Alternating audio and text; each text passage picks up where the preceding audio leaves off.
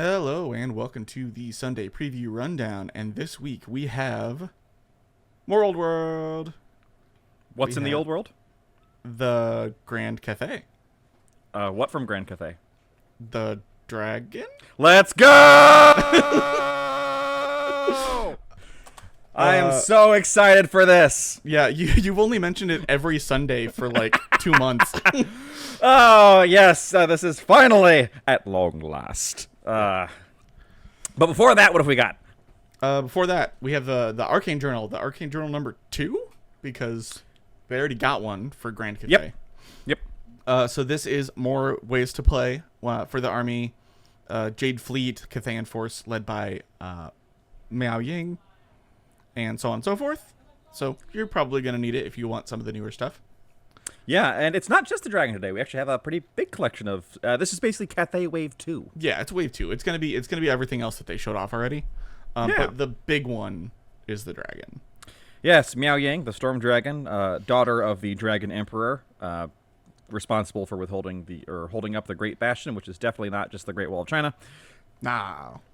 Obviously, I mean, I am well on record as being a fan of dragons on this show, and I am a particularly fan of this dragon.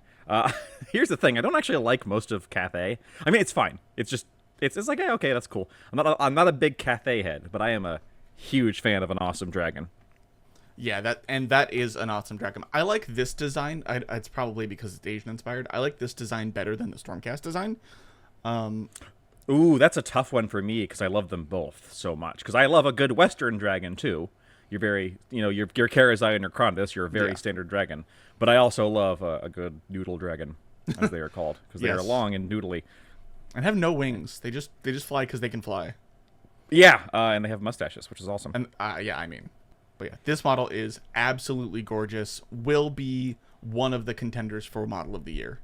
Will also probably be uber expensive, but I've been saving, so. Yeah, fair. You knew it was coming. Yep. And then on to less impressive, but still really cool stuff. The Jade Warrior. So this is your rank and file, bulk up your army troop. This is your Jade Warrior. You can build them either with sword and board, or you can build them with halberds, I think they are. Yeah, halberds. Yep, halberds. I like to point out every 5 miniatures in the kit, there are 5 male and 5 female heads. It's kind of a big thing in Cathay. Obviously, when your leader's a big lady storm dragon, you don't get to tell the women to stay home. Right.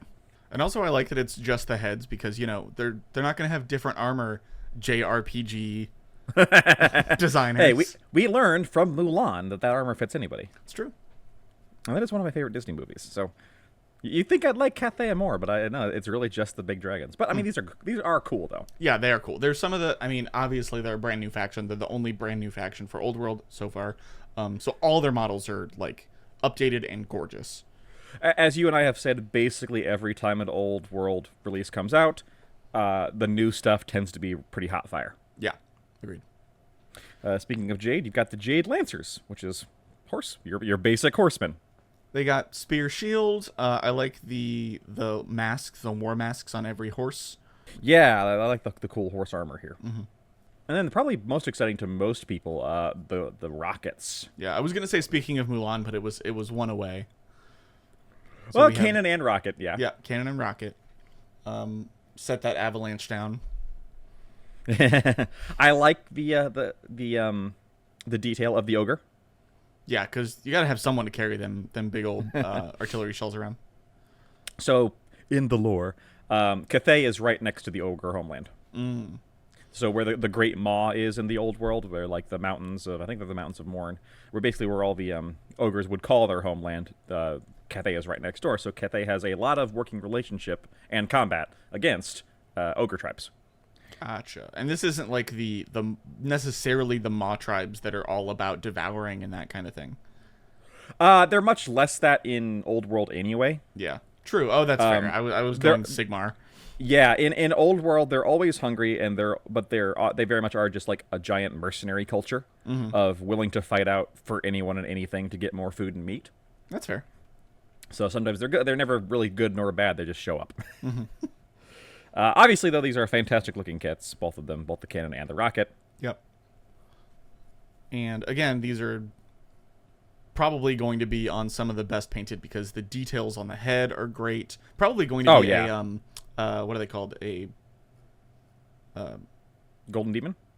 No, well, yes, but I was thinking the God dang, I can't think of the word. Where you have a setup that's not necessarily miniatures, but it's like a scene. Diorama. Diorama, thank you. Yeah, it's going to be a diorama of like this shooting something down. Whoops. This like the cannon shooting something down or a rocket flying through the air. I can definitely see someone doing that. I mean, it is kind of a mini diorama by itself, so yeah. That's true. I'm sure a Cathayan diorama of a Cathayan army, like armies on parade with Cathay, would just look... Yeah, immaculate. Almost makes me want to spend the money to do it, but not quite. Almost. I will buy the Grand Dragon, though. Yeah. And then a transfer sheet. And, yeah, good lord, if you want transfer or to paint some of those symbols, oh my look God. at how complicated those are. Yeah, it's a good thing they give you this because, dear God, that is complex. And the lines going all the way down the left-hand side. Yeah. Just, like, wraparound stuff. Ugh. Yeah. But some more from the old world. Just kind of a random beastman. Yeah, that's a little strange. The Praeton? I don't know how to actually say that, but... The Praeton? I have never seen this before. Now, granted, almost all of my old world knowledge comes from either Vermintide or the Total War games. Because I'm a terrible poser, a hobby tourist who didn't play the old games, But even within Total War Warhammer, Beastmen are one of my least favorite factions to play. Gotcha. Squishy melee infantry. Yeah, and also Chaos. No, I like Chaos in Total War, but just not the... I hope you get your ambush off or you're going to die. Yeah, fair. I don't remember this guy from Total War. I don't remember him from old stuff. I don't know if it was one of those things where he was only ever named. I'm 98% certain this is not a redo of an old kit. It does not look like it. It looks like an old kit. Yeah. It is Forge World resin, so keep that in mind. Yeah, expensive. But it does look pretty cool. Yeah, he looks pretty sweet. Honestly, I'm surprised they didn't update this one, but he looks fine. He's not quite up to snuff with the new Forge Worlds, but... Well, that's just it. I'm not sure if this is a new kit or not. I don't believe it is. You think this was in the old world? We'll have to look it up and then put a little asterisk. Either we'll Josh wrong or Mitchell wrong in big letters. Yeah. To me, it looks too new. Interesting. But I could be wrong there. I think around the face and neck, the sculpting looks a little too hand done. So I think it's older. That's a good point. We'll have to check. Yeah. You'll see the results right here. All right. And then moving forward into the 30th millennium and also shrinking. Yep, shrinky version. So what is this? This is the Liber Strategia. This is all the old... This is a collection of all the content from core rulebooks. The Great Slaughter, the Devastation of Talarn, and the Rise of the Dark Mechanicum. So Legions it's of a compendium. Yeah, so Legions of Astartes, Solar Auxilia Mechanicum, Tagmata. Sorry, I forget that name. Dark Mechanicum, Titanica, and Knights. The latter of which replace the strategic asset rules from the Legions Imperialis rulebook. So, if you are playing Legions Imperialis and you are someone who wants to play with Knights in your army, because they're kind of a strategic asset you add to your army, you will need this book, because apparently it comes with new and updated rules. I mean, they had to put something in here to make you buy it. I wasn't going to be so cynical. If it was just a compendium, people wouldn't buy it. Right, yeah, I got to update it a little bit. Ugh. And some new plastic kits. We got the Mastodon Super Heavy Assault Transport. Finally, a plastic Mastodon in small version. It's going to be really cheap, too, comparatively. yeah, it's only going to be like $80 instead of 800. Yeah. Friend of the show, Kevin, has, I believe, 2 of these in real scale because he's nuts. Yeah, that is I might ridiculous. get this kit. Kind of like how I have a Thunderhawk just because I wanted a Thunderhawk. Yeah. But I will never, ever, ever, ever buy a giant resin Thunderhawk because I'd rather eat resin than put that together. Kills people. Yeah, especially me. I might get this because they're just so ridiculous. Yeah, they look like shoes. It's a house. Yeah, this is the... There was an old lady who lived in a shoe. Who lived in a Mastodon. The shoe was an assault transport and had sponsored mounted heavy flamers. The HOA was very upset. I never heard that version. Yeah, well, censored. Oh, Cerberus heavy tank destroyers. Take a drink. It's another of this chassis. Yep, it's another Land Raider chassis. Giant hole in front of it. Same thing with the Typhon heavy siege tank squadron. Take a drink. It's another Land Raider chassis, and the Vindicator Tank Siege Squadron, which is another Rhino chassis. Yep. And the Whirlwind. I'm honestly surprised these have not been out yet. Yeah. These have been around for a while, and these are all kind of, well, not all of them. The Whirlwind and Scorpius are kind of like mainstays of 40K, or at least it was before we all decided that artillery needed to die in a fire. Yeah, they're all dead now. And Vindicators, where it's like, okay, so you're a Marine player and you're jealous of the Lehman Russ Demolisher? Exactly. Well, here's your Demolisher cannon. Yeah. So, lots of little tanks. That's what Legions Imperialis is about. Little tanks is my opinion. And some order tokens and objective markers. So from what I've been reading a little bit, the order tokens make a lot of sense here because they have at the beginning of each turn you put out what order everything has, and then you flip it up so it's like a secret to what you're ordering things to do, and then what they have to do during their turn. Right. So these are actually super helpful to have. Well, I mean, obviously they're gonna like come with your like starter sets and stuff like that, but to have the plastic ones is very nice. Yeah. And 6 objective markers and plastic. Yes. Paint them up. I kind of like. I wish they would release a much less because this is going to be expensive. Yeah. I wish they would release a much less expensive cardboard version, kind of like Kill Team. Mm-hmm. But I do love some plastic tokens to paint. So yeah, that's fair. I've been feeling I've not pulled the trigger and probably won't, but I've been feeling the pull of tiny tanks recently. Oh yeah. Legions Imperialis. I don't know why. I think it's the idea of fielding 12 Lehman Russes or something like that. Because you know me, that's how I play guard. Yeah. In 40K. I think the idea of doing that, having even more of them, would be really cool to me. That does sound cool. I said, I just looked into how it plays a little bit, so I'm kind of feeling the itch too. It's a niche game, but people who play it seem to really like it. So, maybe somewhere in the future when Christmas rolls around or something, I might give it a shot. Yeah, or if they come out with the problem is I'd have to decide on a faction, and you know how that goes. Yeah, I do. Well, you said Lehman Russ. There's one of those. Right, but then I don't want the starter set because it also comes with a bunch of Marines I don't want. That's fair. Right, that's the issue. Speaking of, formation datasheet cards. Ah, yes. Formations and cards. Yep. I've had nightmares about these things. Despite what it looks like, this is not all one big pack. You can buy this separately. Yeah. And like most datasheet cards, I will say Legions Imperialis tends to have fewer, oops, your cards are invalidated on release problems. Yes, that is true. Well, there's also less updates. Yeah, that is the double-edged sword. For good and for ill, right? Yeah. So, all right. Now, on to I was going to say the distant past. It's kind of the distant past, maybe. Yeah, who knows? Depending on where you fall in on Tolkien's theology and lore. Middle-earth strategy battle game. We have a couple of things for MESBG. The first one is for my main faction, the Azog's Legion, the Gundabad Catapult Troll. This thing is ungodly massive, and it's Forge World, so it's going to be pricey. Oh, I just realized it's Forge World. Okay, because that's a normal-sized orc on the back, right? Those aren't goblins or whatever. That thing's gonna be huge. Yeah, I was super excited because I'm like, oh my god, another plastic Azog's. Oh, it's Forge World. I mean, it looks really cool too. It looks amazing. I was gonna point out how great the troll detail looks in the face, and obviously a lot of this is the paint job. I mean, look at that mouth. Yeah. But like just because some of the old trolls look a little janky, you know, they're a little definitely, old. Yeah. They look mostly okay though. I mean, they look better than the CG troll from Fellowship of the Ring, or the Hobbit. But that was 2000. Well, okay. The difference is Fellowship of the Ring has an excuse. The Hobbit doesn't. Yep, exactly. But that's just describing the Fellowship of the Ring versus the Hobbit. So you know.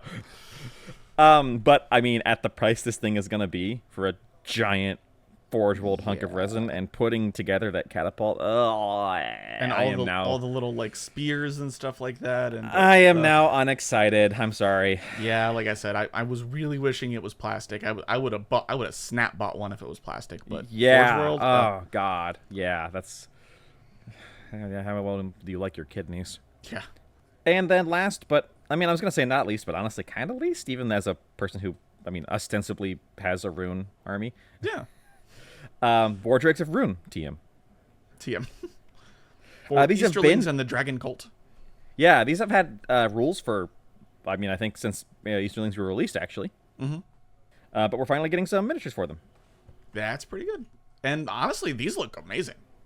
They do look cool. They will be Forge World. Yep. I don't know how big they are. If I recall correctly, that's like a 50 millimeter base or something like that. 50 mil is pretty big then. They're actually okay. So granted, I have not looked at the rules yet for this edition. Last edition they were really underwhelming. Oh, really? Basically, they weren't actually that great at fighting, and beasts in general were not. I should say. I don't know if they fixed this. Were not very good. Because they're big targets, they're easy to hit, but they don't have the things that protect heroes from being sniped. Like that thing, or fate. Yeah, that's fair.